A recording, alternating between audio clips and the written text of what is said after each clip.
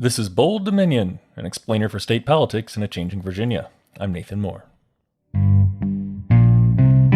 There's an old campaign ad that I love for its sheer hyperbole. You may have seen it on YouTube, or if you were alive and watching television on September 7th, 1964, maybe you saw it on live broadcast. It's the Daisy ad for President Lyndon Johnson in his re-election campaign against Barry Goldwater. 3, 2, 1, 0. These are the stakes. To make a world in which all of God's children can live, or to go into the dark, we must either love each other or we must die. That's right. Lyndon Johnson was basically saying that if you didn't vote for him, we were all going to die in a nuclear holocaust. Campaign ads these days are just boring milquetoast by comparison. The other reason I like this old Daisy ad is that first line from LBJ. These are the stakes. I, for one, am of the opinion that more politicians should be clear and transparent about the stakes in their race. Why does it matter? What'll actually change if they win, or if the other guy wins? This week on Bold Dominion, we're asking that question about Virginia's gubernatorial election. What are the stakes between Democrat Terry McAuliffe and Republican Glenn Youngkin? One of the things that you're seeing in the campaign is not so much really hard debate about the economy or the environment. What you're really seeing is culture war issues. That's what Youngkin is trying to do to drive a wedge into McAuliffe's support. That's Richmond-based journalist Peter Galaska. In the second half of today's show, he and I hash out the actual issue differences and stakes between Terry McAuliffe and Glenn Youngkin, from energy and the economy to abortion rights and education. But first, we turn to Virginia Mercury columnist Bob Lewis. He's a veteran journalist who's covered Virginia state government for the Associated Press for nearly 30 years. He recently wrote about the governor's race and what looks like less enthusiasm among Democratic voters this year. And not necessarily because of this year's candidates in Virginia, but because of how much our state elections have been lumped in with national politics. So we've got the gubernatorial election has technically already started because early voting started a few weeks ago. Paint a picture for me of where things stand in the race between Republican Glenn Youngkin and Democrat Terry McAuliffe. Well, the data tell a story of a very close race, a statistically tied race. The two polls that came out last week showed it a dead heat within the margins of error. Also, very telling and troubling signals for Camp McAuliffe would be that Youngkin has an edge among independents and is ahead in exurban areas, particularly Prince William County, which has been integral to Democratic statewide victories since 2005. So there may be an enthusiasm gap in the Republicans' favor. So yeah, Bob, I wanted to ask what some of those reasons were. You just wrote a column in the Virginia Mercury this week about that enthusiasm gap and suggested that the Trump effect or relative lack of a Trump effect this time around may be part of the issue. It's taken some of the wind out of the Democratic sails. Yes, that is a part of the issue. As the column says, you know, it's really hard to rouse your village when you don't have a Grendel to vanquish. And without Trump in the White House creating headlines every day that alarmed and angered Virginia's moderate, largely suburban electorate, it's a little hard to get those Democrats keyed up again this year the way they were last year when they turned out in record numbers. You can look at the election results over the Trump years. Anybody with an R beside his name paid the price for Trump. Even Ed Gillespie, who is about as moderate and well-liked on both sides of the aisle as a Washington insider as anybody, got trounced by Ralph Northam because he was the Republican, and as a Republican, he had to bear the albatross of Donald Trump.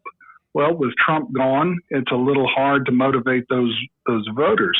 And there's another reason, too. It's not just who's out of the White House, it's who's in. And Biden is not inspiring a lot of confidence, nor are the Democrats in Congress with the way they've been acquitting themselves this summer. There's the debacle in Afghanistan with the withdrawal there and the Taliban's overnight takeover.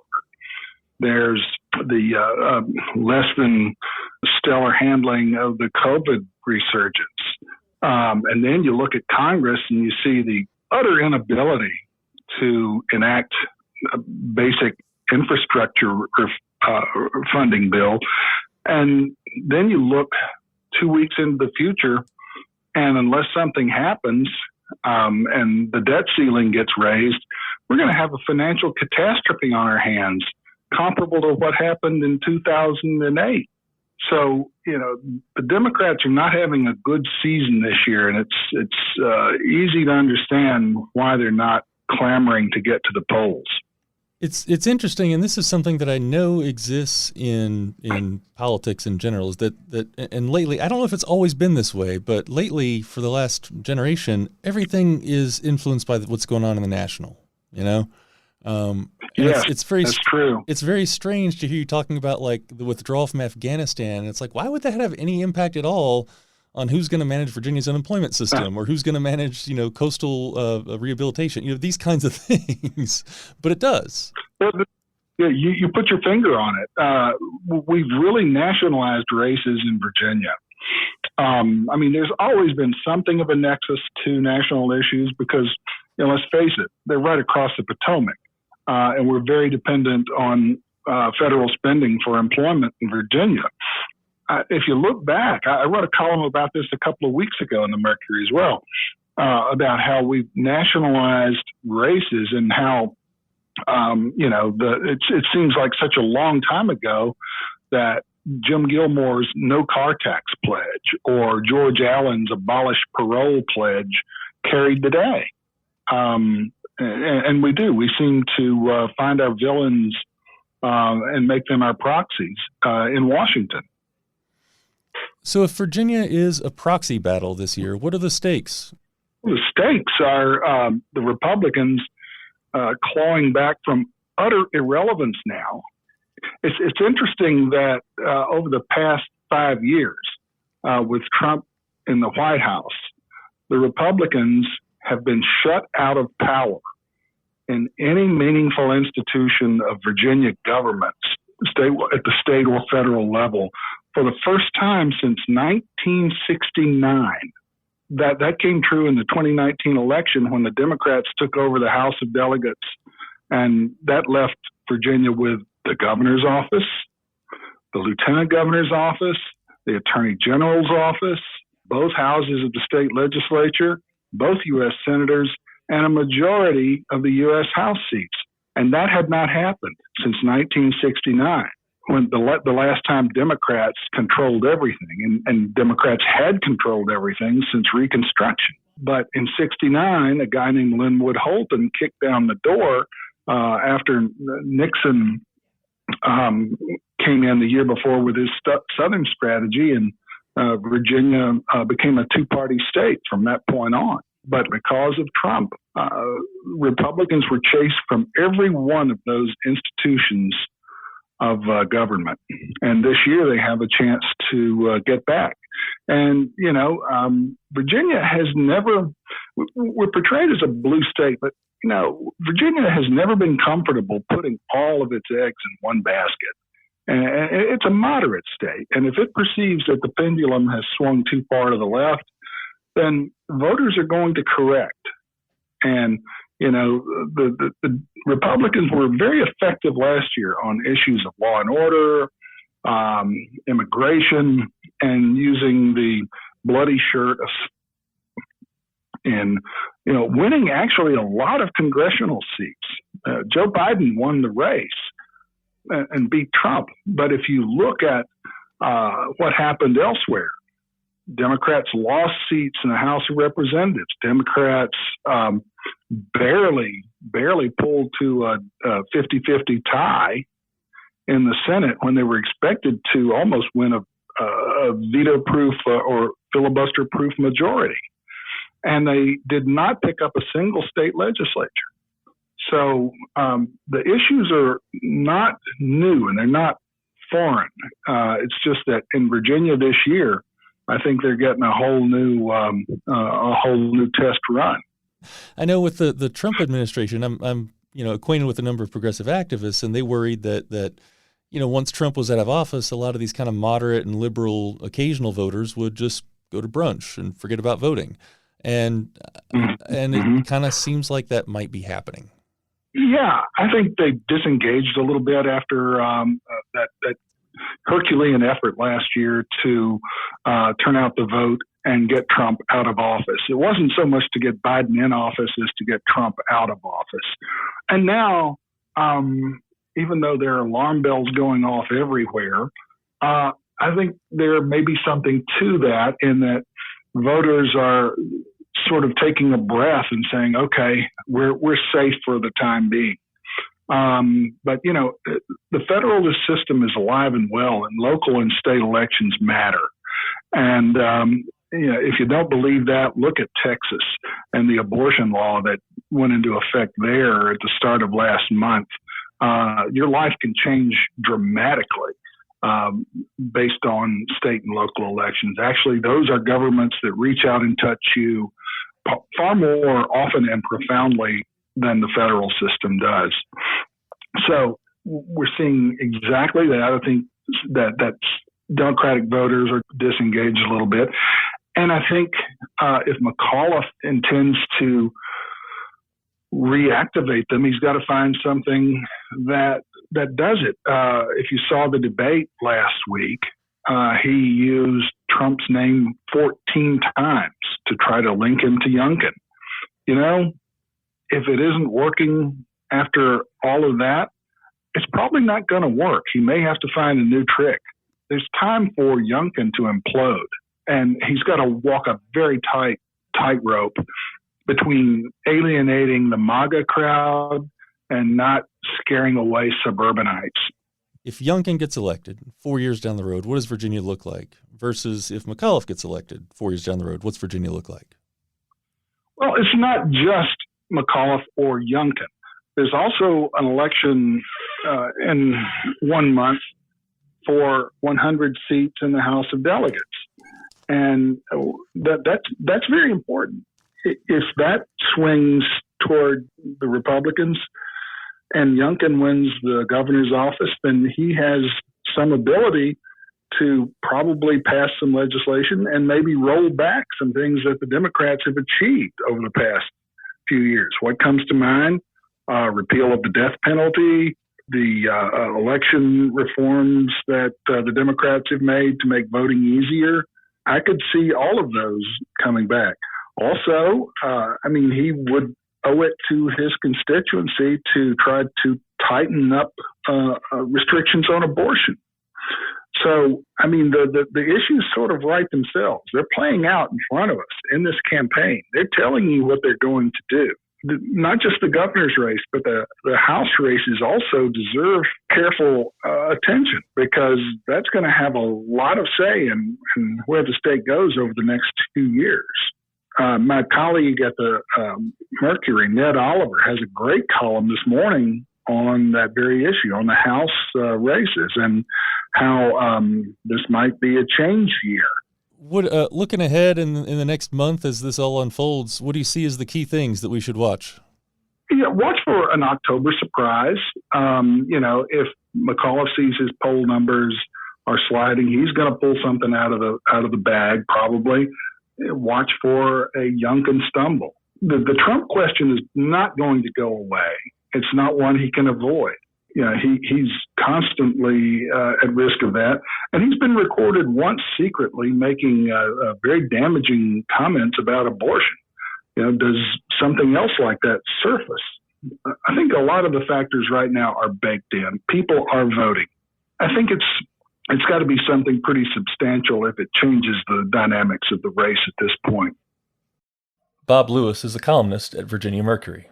Stick around. In the second half of this episode today, we've got Peter Glaska explaining the specific issues at stake in this year's gubernatorial race.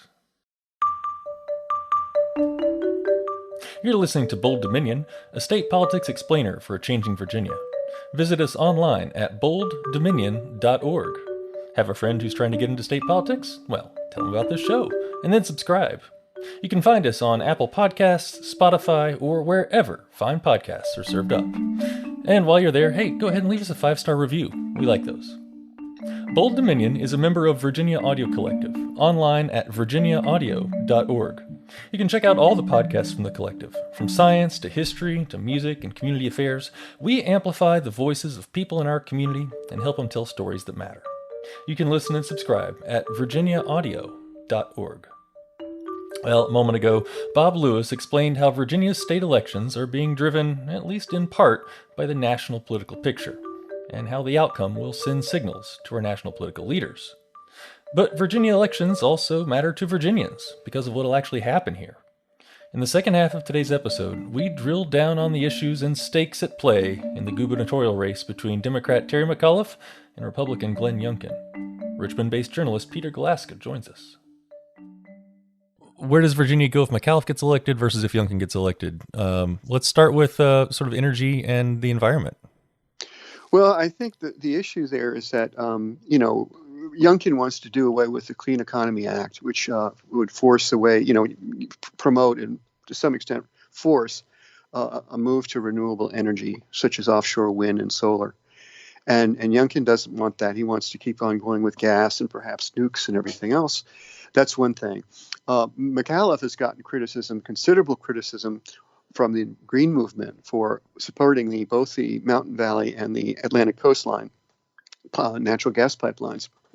That the latter one was canceled by Dominion and its partners. But in any event, that's the kind of the thing you want to do because, you've made a lot of progress in, Virginia joining the regional, gas initiative project at RGGI to, bring down, carbon dioxide emissions and also a tax on cars.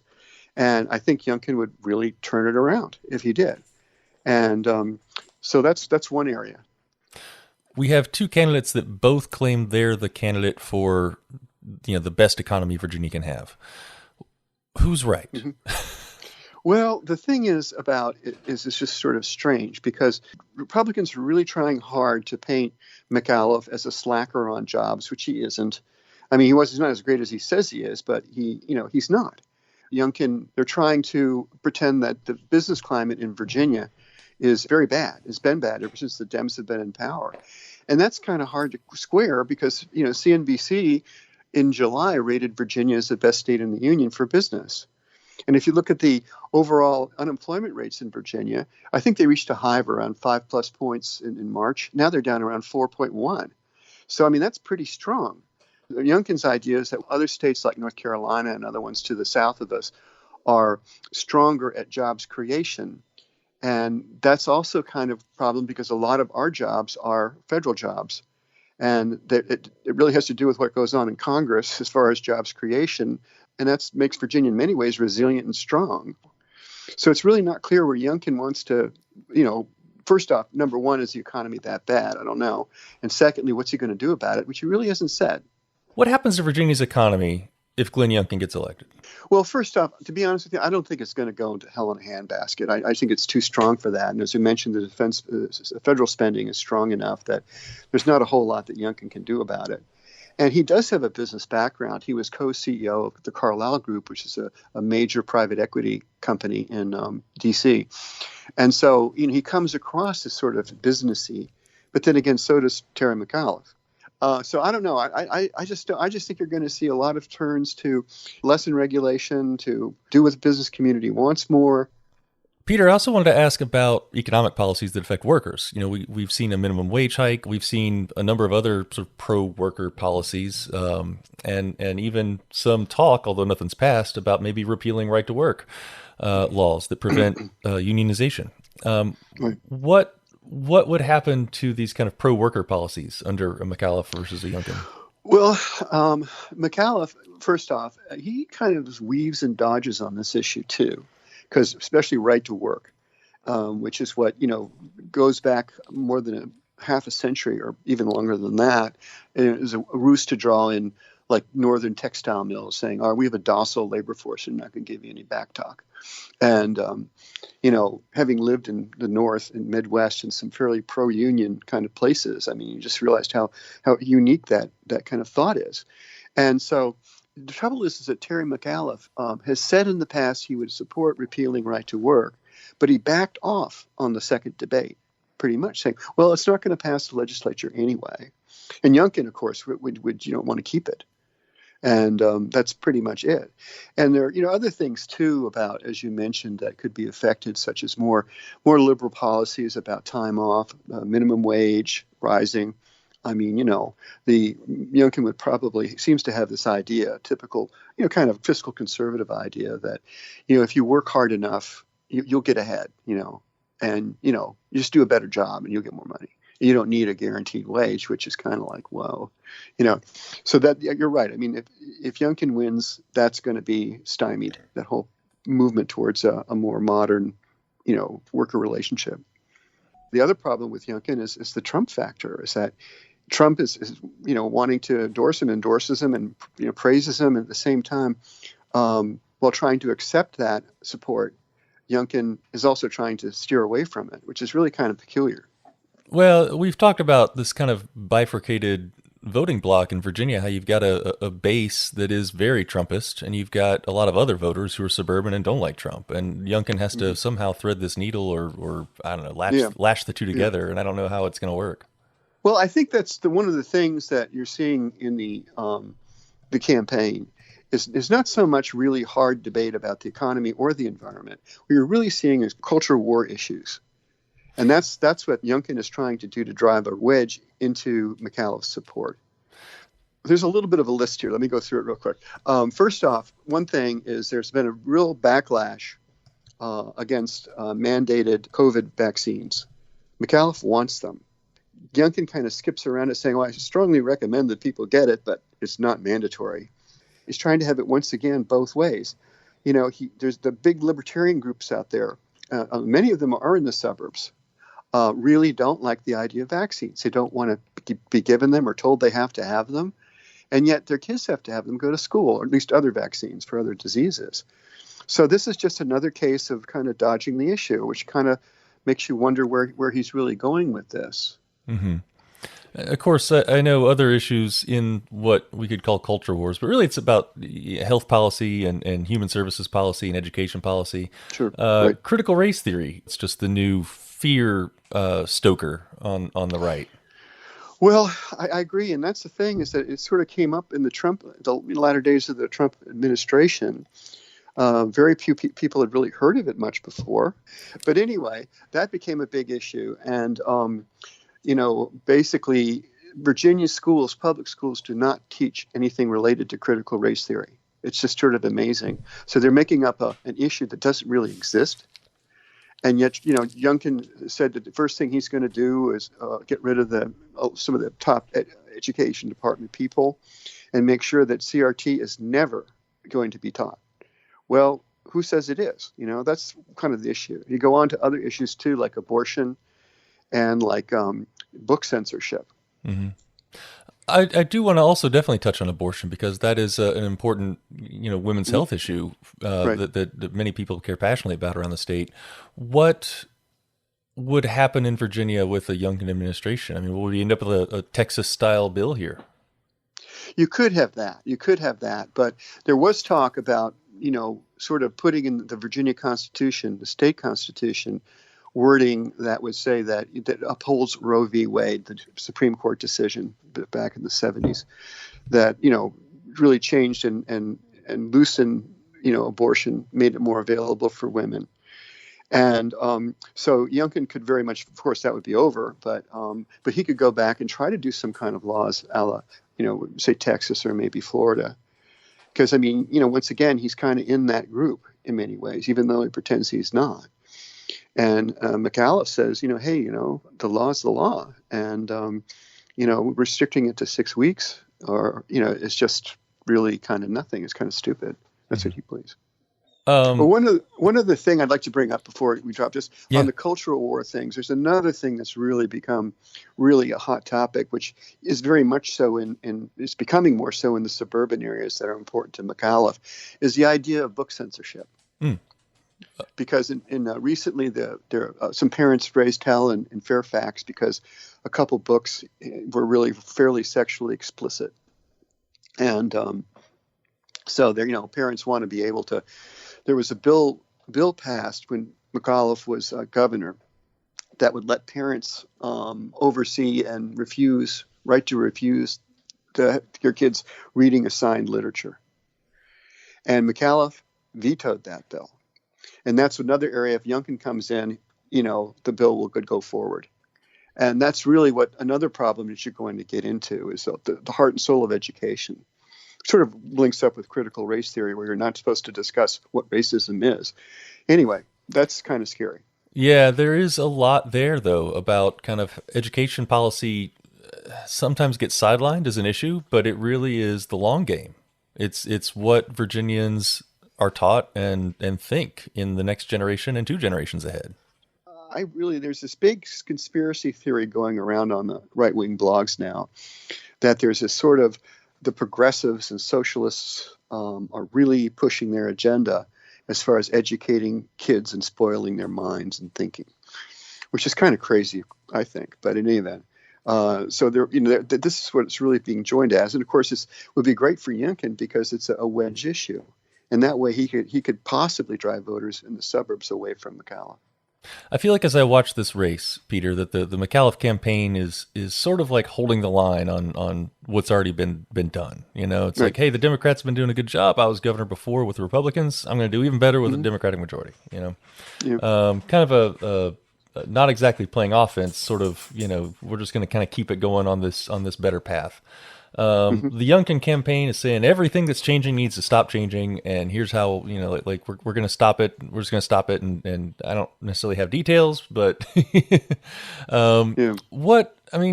paint a picture for me of what Virginia looks like in a year, 2 years, 3 years with the McAuliffe administration, and then paint that picture with the Youngkin administration.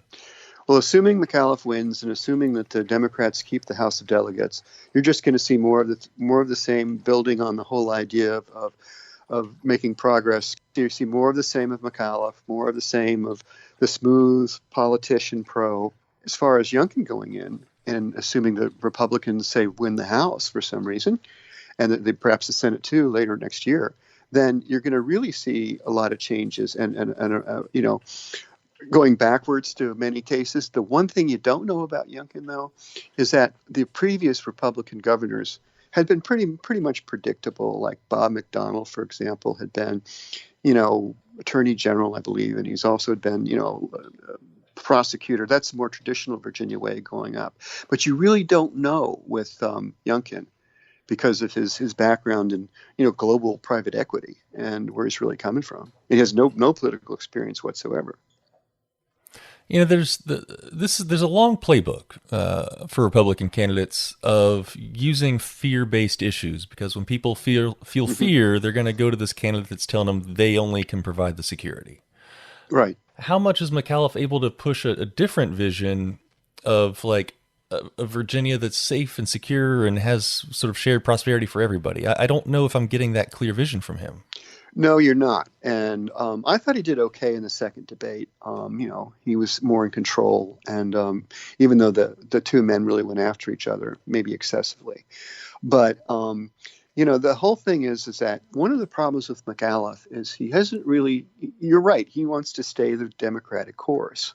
But does there be any truly new ideas? I don't know, Peter Galaska is a journalist based in the Richmond area. Thanks to him, and also to Virginia Mercury columnist Bob Lewis for joining us this week. And thanks also to our editor this week, Katherine Hansen, doing a bang-up job as always. My name is Nathan Moore, and I'm the host of Bold Dominion. Find us online at bolddominion.org. And don't forget to subscribe. It's just a click away.